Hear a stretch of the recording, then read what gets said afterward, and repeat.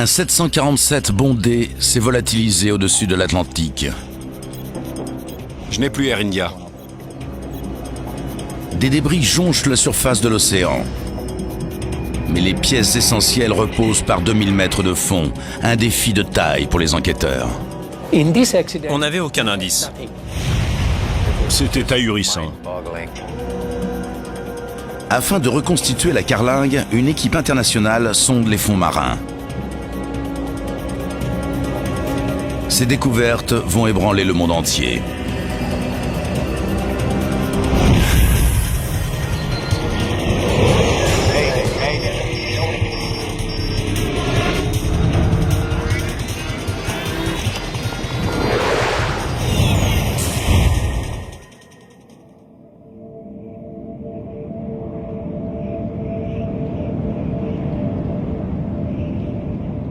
« 23 juin 1985, tôt le matin. Un 747 survole l'Atlantique à 9500 mètres d'altitude.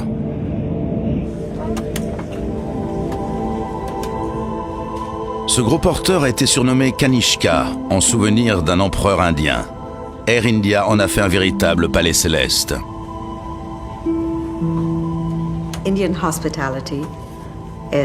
L'hospitalité indienne, c'est l'une des fiertés de notre culture.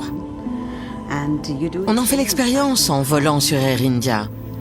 À l'intérieur, les couleurs sont riches et chaudes. C'est la porte d'entrée de l'Inde. Parti du Canada, l'avion va faire escale à Londres, avant de repartir pour Delhi. Il vole depuis 4h30.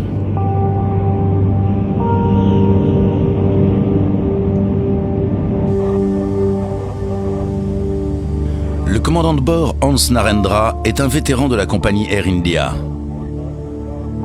Il a pour copilote le capitaine Stawinder Binder. Alors que l'avion s'approche des terres, ce dernier s'entretient avec le chef de cabine.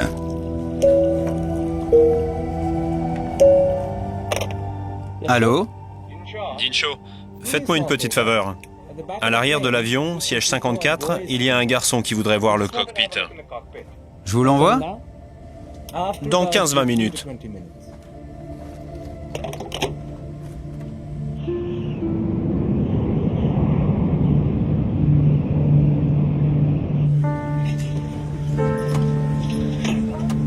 À bord de l'appareil se trouvent 329 passagers et membres d'équipage.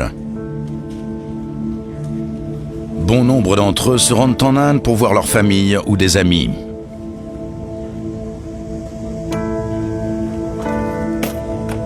C'est le cas de Vishnupada et de ses deux filles. Sa femme, Lata, est déjà sur place. On s'était dit que c'était l'année idéale pour prendre des vacances prolongées en Inde, tous en famille. À 8h06, le copilote contacte la tour de contrôle de Shannon en Irlande. Shanwick, Air India 182, bonjour.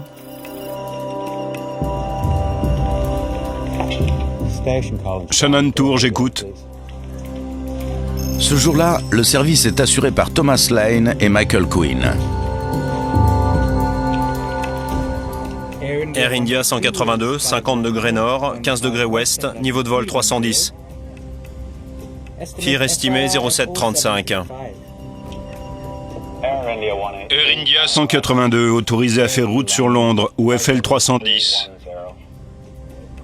Faisons route sur Londres, OFL 310.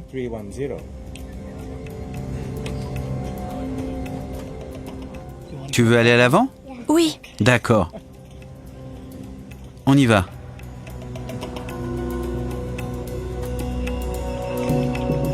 À la tour de Shannon, la matinée est calme. Les aiguilleurs n'ont que 3 avions à gérer. C'est alors qu'un problème se pose. Les signaux se confondent tous. Sur le radar, les étiquettes avaient fusionné, ce qui fait qu'il était absolument impossible de lire les indicatifs et les niveaux de vol des 3 appareils. Le 747 d'Air India vole à 31 000 pieds. 4000 pieds plus haut se trouve un avion TWA. À 37 000 pieds enfin, circule un appareil de la Canadian Pacific Airlines. Tous trois se dirigent vers l'est. Les avions étant à la verticale, les signaux ont fusionné sur l'écran bidimensionnel du contrôleur. Tom a séparé les étiquettes à l'aide de son pointeur à boule.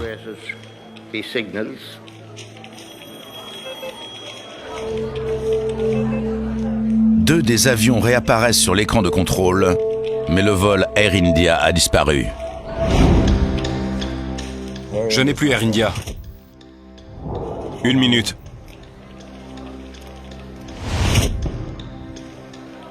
Air India 182, me recevez-vous? Air India 182, ici Shannon, répondez. Il est 8h14 du matin. J'ai eu un pressentiment. Je ne sais pas pourquoi, j'ai décroché le téléphone.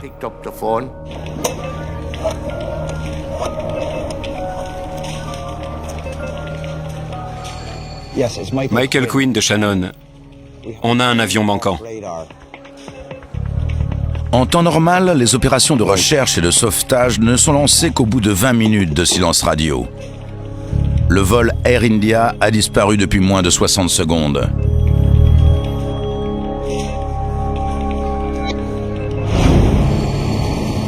Plusieurs navires situés dans le secteur se mettent aussitôt à la recherche de l'avion. Sa dernière position radar le plaçait à 290 km au sud-ouest de Cork. 2 heures après sa disparition, un cargo canadien confirme les pires soupçons. Les premiers débris sont localisés. On repère des radeaux de sauvetage non gonflés flottant dans les eaux froides de l'Atlantique. Puis, on découvre des corps. Aucune des personnes à bord n'a survécu. En Inde, Lata Pada attend son mari et ses 2 filles lorsque son frère lui apprend la nouvelle.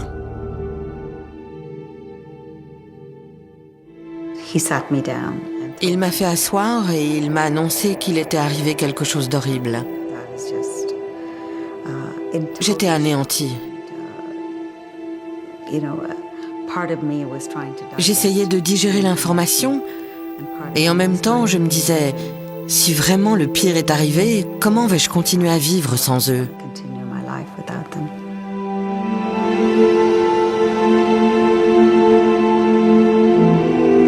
Des douzaines de corps sont acheminés à Cork, suivis de bien d'autres.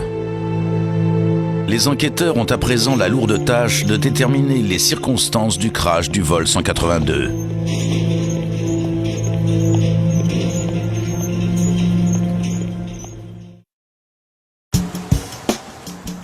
La ville de Cork compte 130 000 habitants.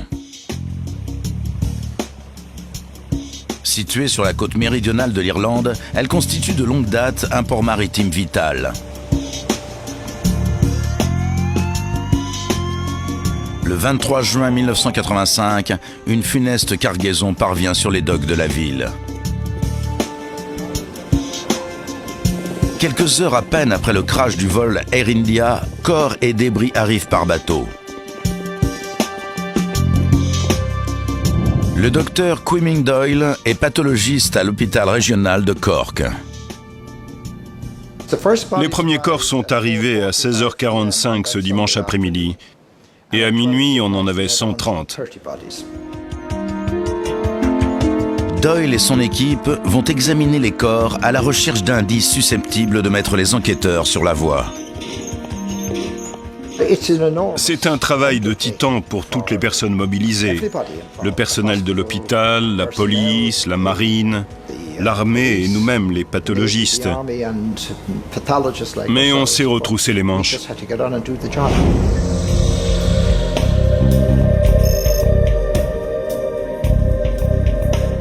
L'équipe doit effectuer un tel nombre d'autopsies que Doyle décide d'opérer dans le gymnase de l'établissement.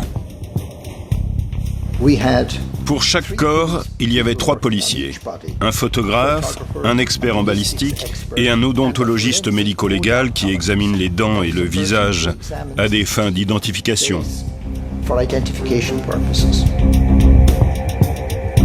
En seulement 4 jours, l'équipe effectue 132 autopsies.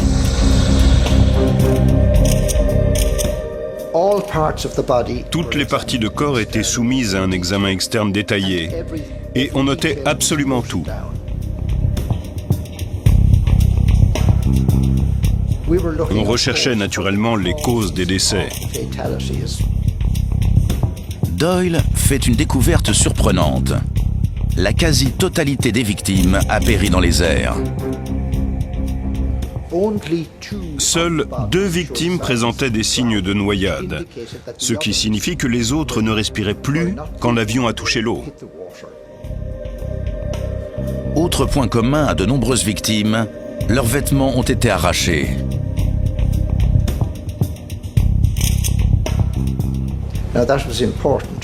C'était important. Le fait qu'ils aient peu ou pas de vêtements signifiait qu'ils étaient tombés de 9500 mètres de haut, altitude à laquelle l'accident s'est produit. Certains corps présentent également des fractures articulaires complexes, notamment de la hanche et de l'épaule.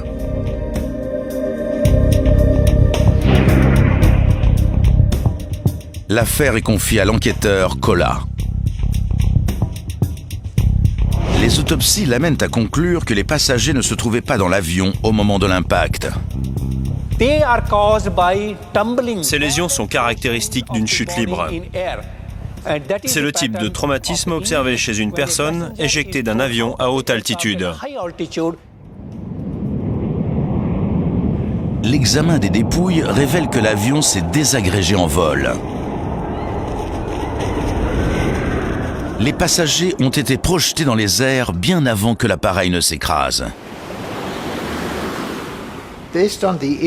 Après examen des blessures, on pouvait seulement affirmer que l'avion s'était disloqué à 9500 mètres. On ne pouvait pas donner les causes de l'accident. Le plus dur dans cette enquête, c'est qu'on ne disposait d'aucune preuve physique en termes de débris, de passagers, de membres d'équipage ou de témoins oculaires.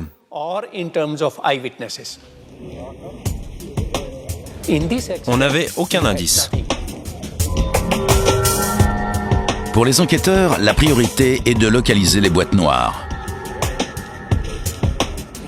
Ces 2 appareils enregistrent les conversations du poste de pilotage et autres informations techniques relatives au vol.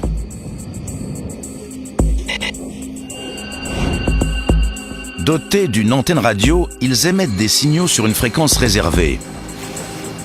Mais la tâche n'en demeure pas moins ardue. Les boîtes noires reposent par 2000 mètres de fond et cesseront d'émettre au bout d'1 mois.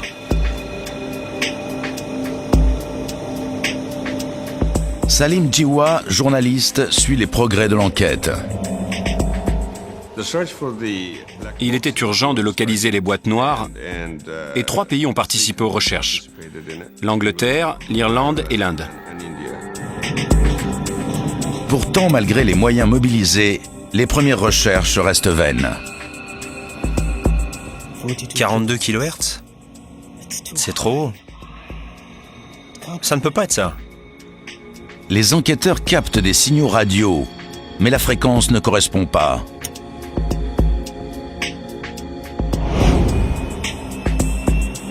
Tandis que les recherches se poursuivent, Kola et son équipe étudient le carnet d'entretien de l'avion. Ils cherchent à déterminer si une défaillance restée inaperçue a pu provoquer une dislocation de l'appareil en vol.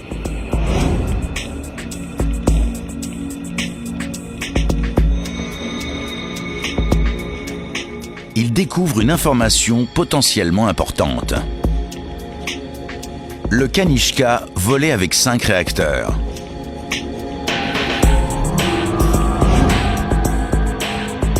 Normalement équipé de 4 réacteurs, le 747 a en effet la capacité d'en emporter davantage. Les équipes au sol peuvent ainsi fixer un moteur défectueux sur un support situé sous l'une des ailes. Et c'est précisément dans cette configuration que volait l'appareil d'Air India.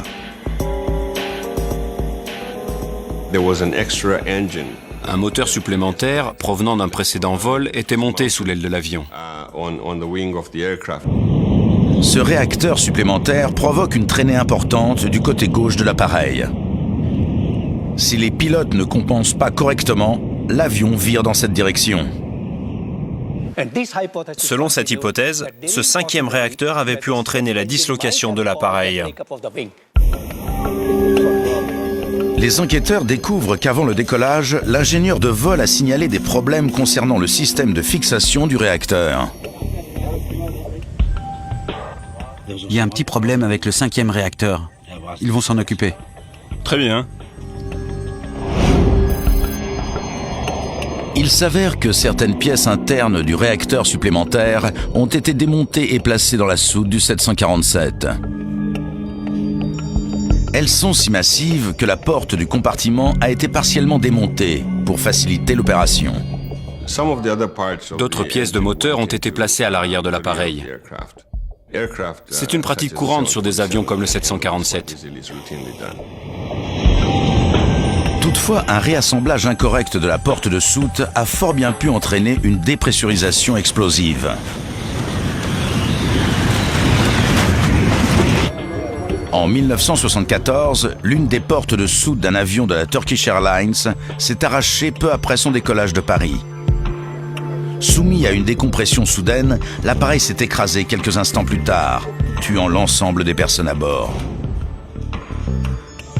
Kolla doit examiner deux théories. Le crash a pu être provoqué par des problèmes de porte ou par le 5e réacteur lui-même. Dans les deux cas de figure, les boîtes noires devraient comporter des preuves.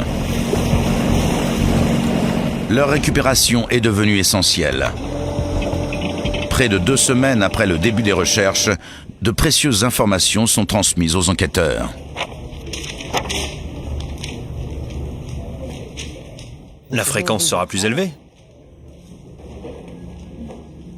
Alors ces 42 kHz, c'est peut-être ça? Dites au bateau de regarder à nouveau.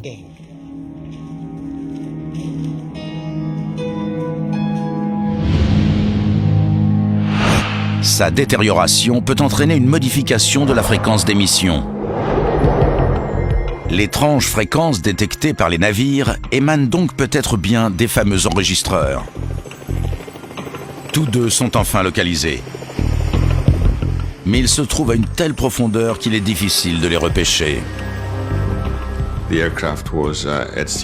L'avion reposait par 2000 mètres de fond. Il y avait de quoi s'avouer vaincu.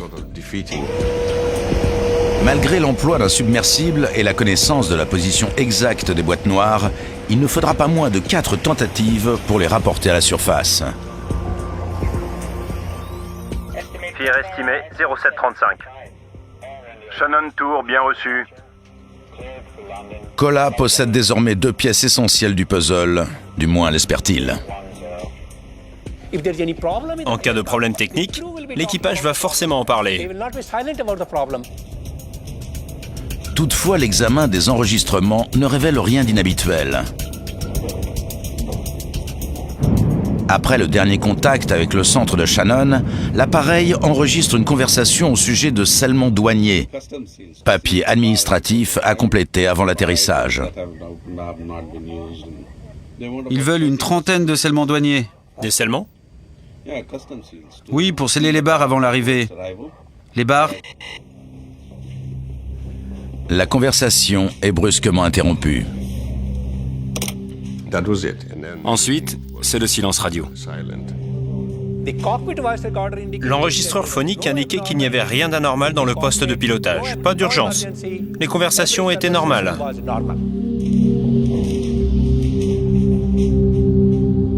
L'enregistreur des paramètres vient corroborer les faits.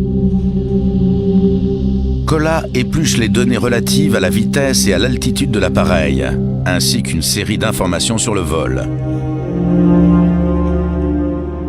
Le 5e réacteur induisait bien un léger dérapage, mais la gouverne de direction de l'avion était inclinée de 11 degrés à droite, correction qui permettait de compenser exactement la traînée supplémentaire engendrée. On a découvert que tous les paramètres de l'avion, altitude, cap, comportement en tangage et en roulis, autopilote, tout cela était normal lors du dernier contact. L'examen des 2 boîtes noires n'a pas permis de prouver que l'avion était en difficulté avant sa subite disparition des écrans radars. Mais l'absence même de preuves est significative. Les 2 enregistreurs sont alimentés par les moteurs de l'avion. Tous 2 ont cessé de fonctionner à exactement 8h14 minutes et 1 seconde. Cette défaillance simultanée des boîtes noires indique qu'un grave problème a endommagé les systèmes électroniques de l'appareil avant même que l'équipage ne puisse réagir. Pour sceller les barres avant l'arrivée. Les barres...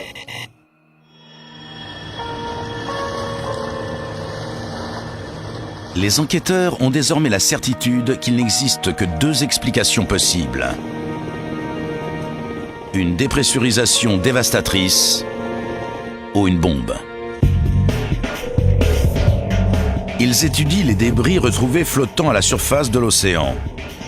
Mais ces derniers ne représentent qu'un faible pourcentage de l'ensemble, et aucun d'eux n'est exploitable.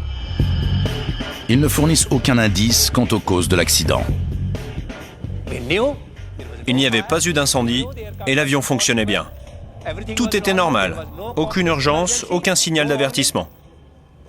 On avait éliminé toutes les possibilités sans trouver de réponse. Il fallait donc repartir de la source. Il fallait accéder à l'épave qui reposait au fond de la mer.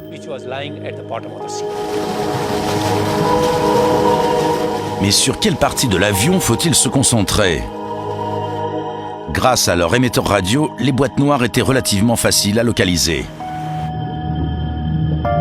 Les débris, eux, gisent dans les profondeurs et s'étalent sur un périmètre de 16 km de long par 6 km de large.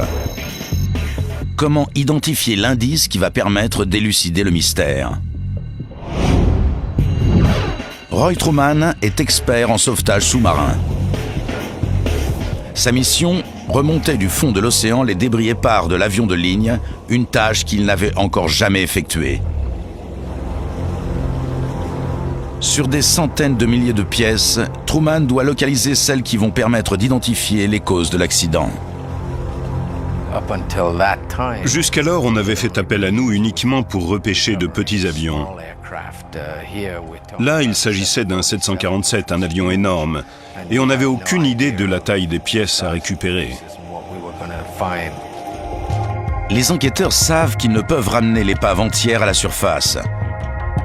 Elle repose à une telle profondeur qu'il faut des heures pour récupérer la moindre pièce. Grâce au submersible, l'équipe réalise des photos et vidéos sous-marines et peut ainsi opérer un premier tri des éléments à repêcher. Ça formait un couloir étroit, et à chaque extrémité, il n'y avait que des débris légers. Tous les morceaux lourds, les moteurs, la structure de l'avion se trouvaient au centre du champ de débris. Les enquêteurs espèrent découvrir la cause de l'accident au milieu de cet enchevêtrement de bouts de métal.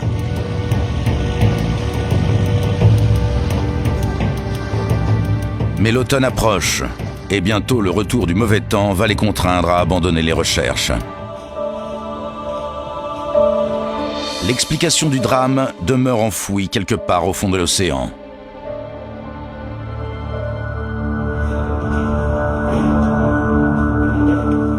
Kola et ses collègues travaillent sans relâche, analysant en détail des centaines de clichés.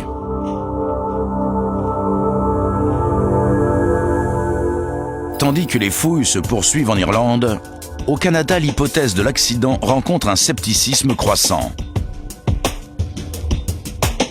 En consultant la liste des passagers du vol 182, la police et les enquêteurs découvrent un fait étrange. Une bonne partie de ces voyageurs sont partis de Vancouver. Ils ont emprunté un vol intérieur pour rejoindre l'aéroport de Toronto. Or, l'une des personnes ayant acheté un billet Vancouver-Toronto n'est pas montée à bord. On n'a jamais identifié ce passager, mais le nom figurant sur le billet était M. Singh. Pas de nom complet, juste une simple initiale. On pense que ce nom était fictif et que la personne n'a jamais eu l'intention de voyager. Pourtant, l'homme s'est bel et bien présenté à l'enregistrement. Bonjour, vous allez à Toronto? Je voudrais faire suivre mes bagages à Delhi. Impossible. Votre réservation n'est confirmée que pour Toronto. Pourtant, je me suis enregistré. Voici mon billet. Jenny Adams est guichetière à la compagnie Canadian Pacific Airlines. Je regrette. Vous êtes en stand-by pour Delhi. Alors, je vais devoir récupérer mes bagages. Je ne peux pas les faire suivre si vous n'êtes pas enregistré. Mais je me suis enregistré. Je vais aller chercher mon frère. Il vous le dira. Une trentaine de personnes attendent de pouvoir enregistrer leurs bagages. L'hôtesse n'a pas le temps d'attendre le frère du passager. Bon, d'accord. Je vais faire le nécessaire. Mais vous devrez vous enregistrer quand vous serez à Toronto.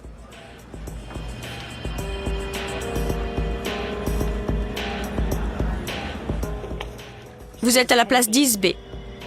Singh n'a pas de billet pour l'Inde, mais sa valise est directement acheminée vers l'avion d'Air India. Elle est chargée à bord sans que personne ne remarque que Singh n'est pas monté dans l'avion à destination de Toronto.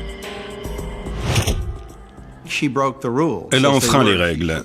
Elle n'aurait pas dû autoriser l'acheminement des bagages vers Delhi. Mais M. Singh l'a intimidée devant tout le monde. Tant et si bien qu'elle a cédé, ce qui est pour elle aujourd'hui un véritable déchirement.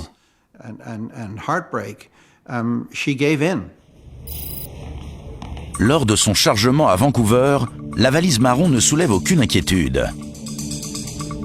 À son arrivée à Toronto, elle est soumise à une série d'inspections plus strictes, comme il est d'usage sur les vols internationaux.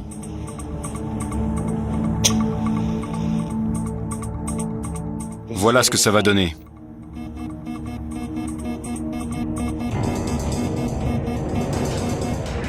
John D'Souza est responsable de la sécurité chez Air India. Le jour du vol, il présente un détecteur d'explosifs portable au manutentionnaire de Toronto. Les produits chimiques contenus dans l'allumette font biper l'appareil, comme le feraient ceux utilisés dans certains explosifs. OK. L'appareil est aussitôt mis en service car le détecteur à rayons X servant habituellement au contrôle des bagages est en panne. À l'époque, la technologie, en particulier celle des rayons X, n'en était qu'à ses balbutiements. Elle n'était pas vraiment fiable. Et dans le cas du vol Air India, elle a fort mal rempli sa fonction, ce qui est tragique. Lorsque les agents de sécurité promènent le détecteur d'explosifs sur les bagages, tout semble normal. Arrive la valise marron. L'appareil sonne, mais le son produit est très différent de celui que les employés ont entendu lors de la démonstration. Chargé à bord de l'avion, le bagage part en direction de Londres.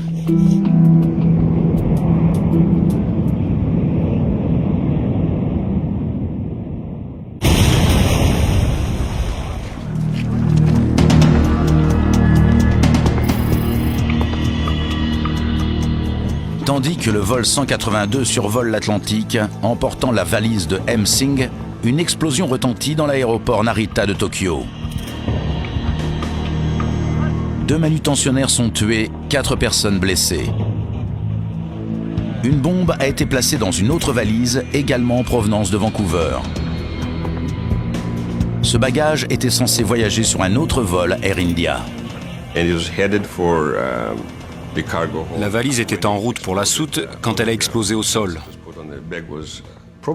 Elle a sans doute reçu un léger coup et elle a explosé au moment où 2 manutentionnaires japonais la déposaient sur un tapis roulant. Comme dans le cas du vol 182, ce bagage transitant par Tokyo a été enregistré par un passager qui n'est pas monté à bord. L'aéroport de Vancouver n'était pas équipé de détecteurs à rayons X. Rien ne pouvait empêcher cette valise d'être expédiée à Tokyo. Entre l'attentat de Tokyo et le vol Air India existe un lien troublant.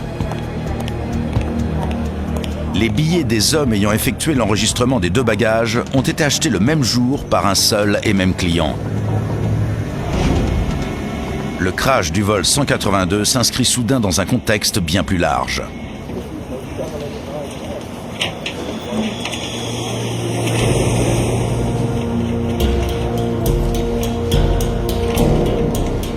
Du fait de l'apparente connexion entre les deux événements, les découvertes de la police de Tokyo intéressent les enquêteurs d'Irlande au plus haut point.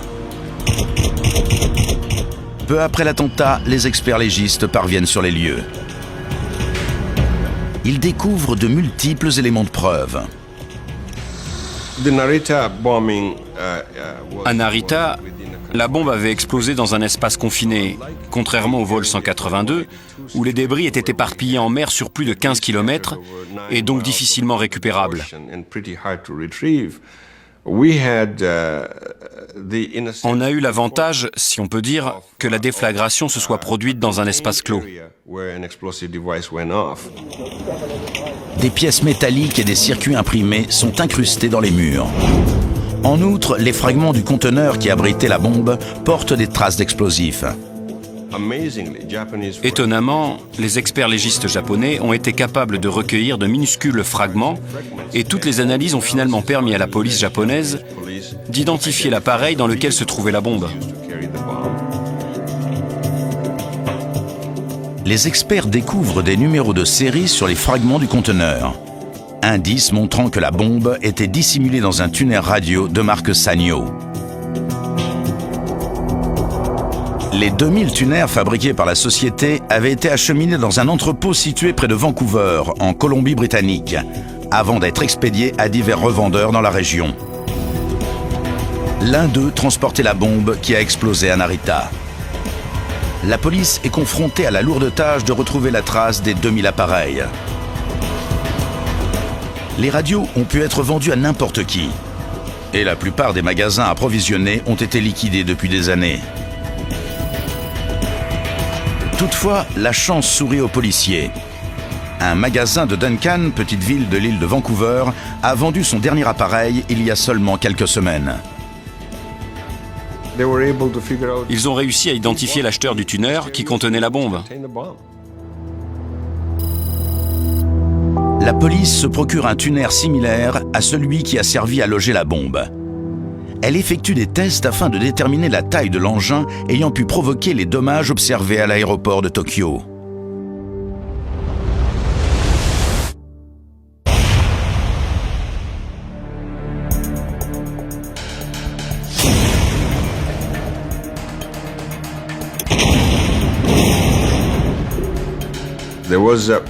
Ils ont mené une série d'expériences avec la dynamite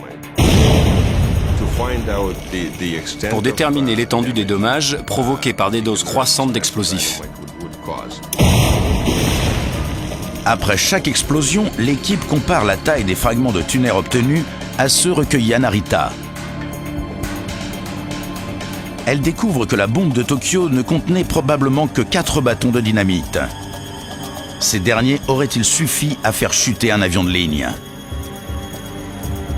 Ayant évalué la puissance de la bombe de Narita, la police place un engin explosif similaire dans une soute remplie de bagages. Les dégâts sont considérables.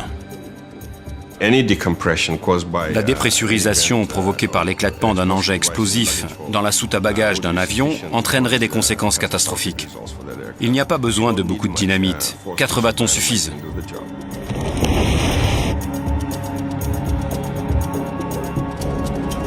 L'exiguïté de la soute amplifie la puissance de la bombe. Des expériences menées à l'université de Penn State montrent que les ondes de choc engendrées par la déflagration ne se propagent pas dans une seule direction. Elles se réfléchissent sur les parois de la soute, ce qui a pour effet d'amplifier considérablement la force initiale de l'explosion. Si une bombe a éclaté dans la soute de l'appareil d'Air India, les dégâts ont sans nul doute été considérables.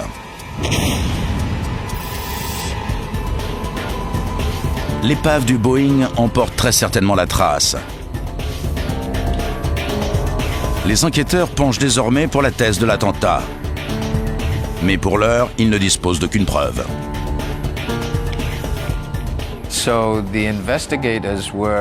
Les enquêteurs ne cherchaient donc plus seulement une pièce défectueuse ayant pu provoquer l'accident. Mais désormais, ils cherchaient également des traces d'explosion, comme des brûlures ou des taches de solvant. ou d'éventuels éclats d'obus dans les sièges. Cela supposait un examen bien plus minutieux de chaque élément de carcasse.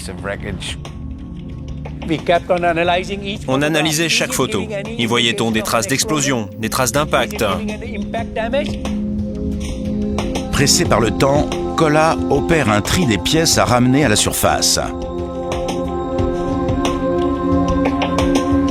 Le mauvais temps l'oblige à abandonner le reste de l'épave. Il espère que les éléments repêchés suffiront à prouver la présence d'une bombe à bord. Chaque pièce récupérée est méticuleusement repositionnée à son emplacement d'origine. L'une des sections les plus prometteuses est le plancher de la soute avant.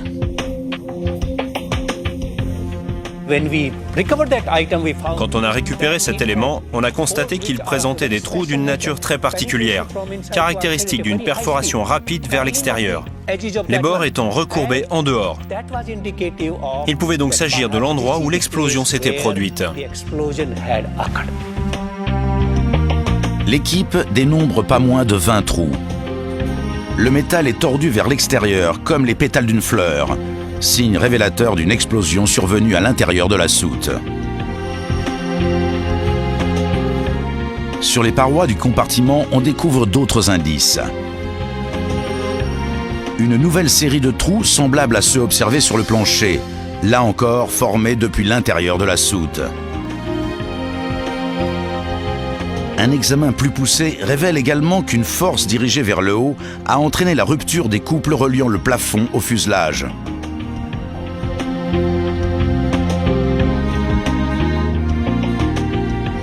Les enquêteurs sont à présent convaincus qu'une bombe a explosé dans la soute avant.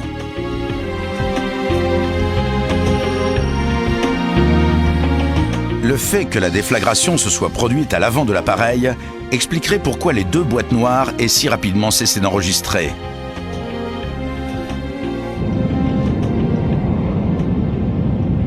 Sur les 747, le compartiment électronique est situé sous le poste de pilotage. La plupart des systèmes électriques de l'avion y transitent. La soute à bagages se trouve immédiatement derrière. En explosant, la bombe aurait endommagé tous les ordinateurs et provoqué un silence complet. Or, c'est précisément ce qui s'est passé. Les enquêteurs sont persuadés que l'avion d'Air India a été détruit par une bombe. Il ne s'agit pas d'un accident. Le crash du vol 182 est dû à un acte criminel. Personne n'aurait jamais imaginé qu'un complot visant simultanément deux avions ait pu être fomenté à Vancouver.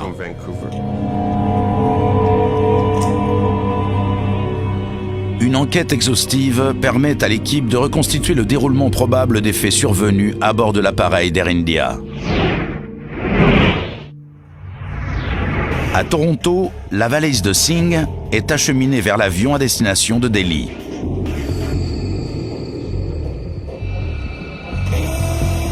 Elle est placée dans un conteneur à bagages, lui-même déposé à l'avant de l'appareil, tout près du compartiment électronique.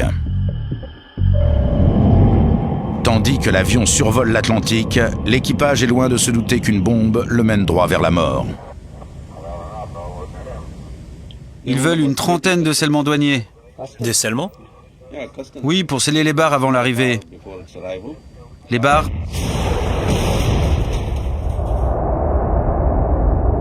Le souffle de l'explosion soulève violemment le plancher de l'appareil.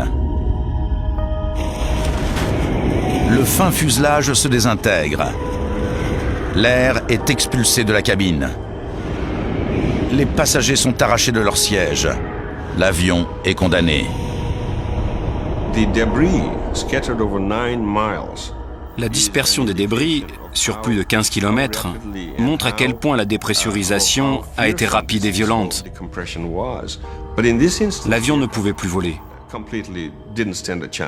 Il n'avait plus aucun moyen de poursuivre le vol. Alors que l'avion plonge vers la mer, Les forces exercées sur le fuselage achèvent de le désagréger. La queue s'est arrachée, les ailes ont commencé à se rompre. Dans ces cas-là, on ne peut plus maintenir l'avion en vol. Il part en vrille et il s'ensuit une désintégration massive. Après des mois de travail acharné, les enquêteurs voient enfin leurs efforts récompensés. Ils ont prouvé qu'une bombe est à l'origine du crash. La police doit à présent retrouver les coupables. Le bilan des victimes que l'explosion en vol de la seconde bombe serait venue alourdir montre à quel point il est urgent de renforcer la sûreté à bord des avions de ligne. C'est une des pires tragédies de l'histoire de l'aviation indienne. Et elle aurait pu être évitée si les procédures avaient été en place. La chasse aux tueurs est lancée. Parallèlement, des forces considérables sont déployées afin d'améliorer la sûreté et tester des appareils capables de résister à la puissance d'une bombe.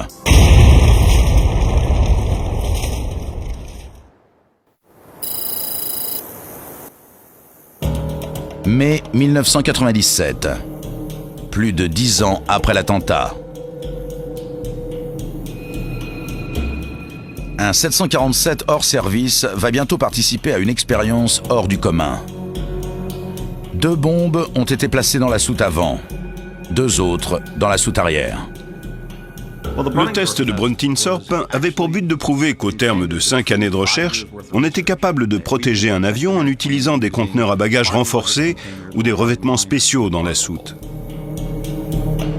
L'avion est pressurisé afin de simuler les conditions rencontrées à l'altitude de croisière. Dans ce type d'expérience, la pressurisation est essentielle. L'énergie supplémentaire résultant de la pressurisation à l'intérieur de l'avion accentue les dommages. Prenons l'exemple d'un ballon. Si on prend une aiguille, qu'on perce un ballon non gonflé, on va obtenir un simple trou. Maintenant, si on gonfle le ballon et qu'on plante l'aiguille, il va éclater d'un seul coup. Le détonateur est activé. Les effets sont dévastateurs. Le souffle de l'explosion et la pression interne ont littéralement désintégré l'avion. On ne peut pas mieux recréer les effets d'une explosion en vol. La puissance d'une bombe explosant en vol est bien connue.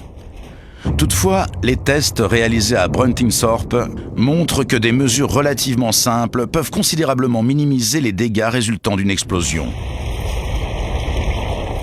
Les bombes de la soute arrière ont été placées dans des conteneurs à bagages ordinaires. Mais celles de la soute avant sont particulières. La première a été logée dans un conteneur spécialisé, renforcé avec un matériau similaire à celui qui équipe les gilets pare-balles. La seconde a été placée dans un conteneur normal, mais les parois de la soute ont été tapissées d'un revêtement absorbant. Lorsque les engins explosent, l'avant de l'appareil demeure quasiment intact. Avec le revêtement et les conteneurs à bagages renforcés, les parois de l'appareil n'ont pas été endommagées. En revanche, à l'arrière de l'avion, les dégâts ont été catastrophiques. Le conteneur à bagages standard n'a pas atténué la puissance de l'explosion.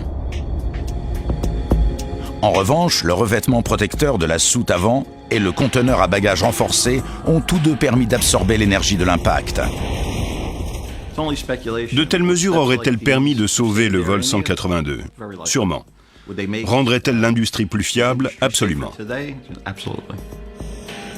Malgré les résultats spectaculaires obtenus lors des tests, les compagnies aériennes internationales n'ont pas adopté les conteneurs à bagages renforcés. Car s'ils sont efficaces, ils sont également fort coûteux. Les conteneurs renforcés ne sont pas utilisés car leur coût est prohibitif. Ils coûtent des dizaines de milliers de dollars et sont très fragiles. Il s'agit de matériaux composites et si vous rentrez dedans avec un chariot élévateur, vous pouvez les mettre à la poubelle. Dans la plupart des aéroports internationaux, des améliorations notables ont toutefois été apportées au système d'inspection des bagages. Aujourd'hui, on emploie des détecteurs multifaisceaux à rayons X bien plus sophistiqués. Mais je me suis enregistré. Je vais aller chercher mon frère. Il vous le dira. Bon, d'accord. Je vais faire le nécessaire. Mais vous devrez vous enregistrer quand vous serez à Toronto. Par ailleurs, la réglementation sur le suivi des bagages en correspondance est aujourd'hui plus stricte. Dans le cas d'Air India, il s'agissait essentiellement d'un problème de rapprochement bagages-passagers. Ce contrôle est essentiel pour détecter un engin explosif ou un terroriste. Aucun avion ne doit partir avec des bagages dont les propriétaires ne sont pas à bord de l'avion. Point à la ligne.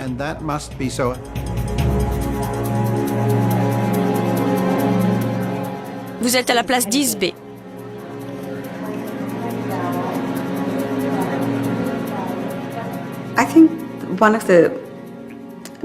Je crois que l'une des choses les plus dures à accepter pour les familles, c'est que cette tragédie aurait pu être évitée de bien des façons.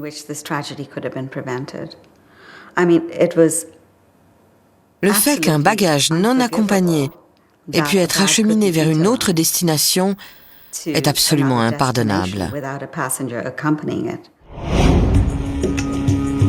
Au cours des années suivant le crash du vol 182, la qualité de la formation reçue par les agents de sûreté aéroportuaire fait également l'objet d'une évaluation. Ce point reste un motif d'inquiétude pour les experts en sûreté. Le personnel de sécurité est insuffisamment formé. Et ce problème est lié au fait qu'on ne peut pas verser des salaires décents à des policiers professionnels pour assurer la sécurité des passagers.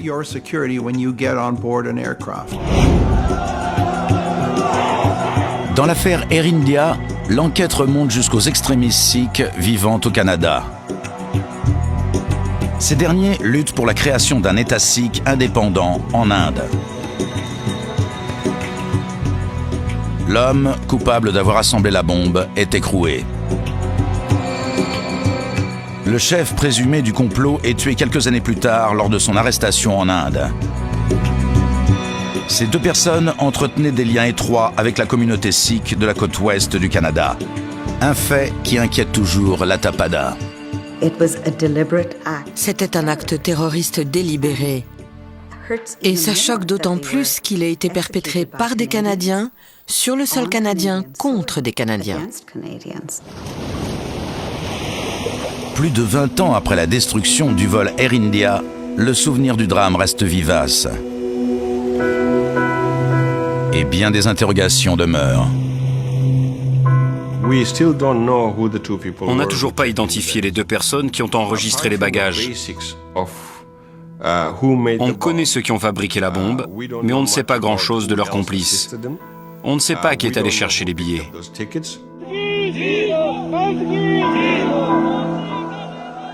Les enquêteurs se sont heurtés à un mur de silence. L'enquête va être ouverte sur le champ. En 2006, le gouvernement canadien a ouvert une enquête sur l'attentat du vol 182, afin de réévaluer les circonstances et les causes du drame. Le lourd bilan des victimes continue de susciter la colère et l'incrédulité. Quelles que soient les conclusions de l'enquête, la réalité demeure hélas inchangée.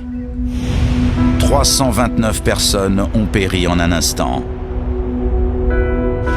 Des monuments aux victimes du crash ont été érigés en Irlande et au Canada. En souvenir de ce jour funeste où une bombe a détruit un tel nombre de vies. C'est le côté tragique de l'existence. Les jours ordinaires se succèdent, puis un jour, un événement complètement, totalement inattendu vient bouleverser votre vie. Et c'est ce qui s'est passé ce jour-là.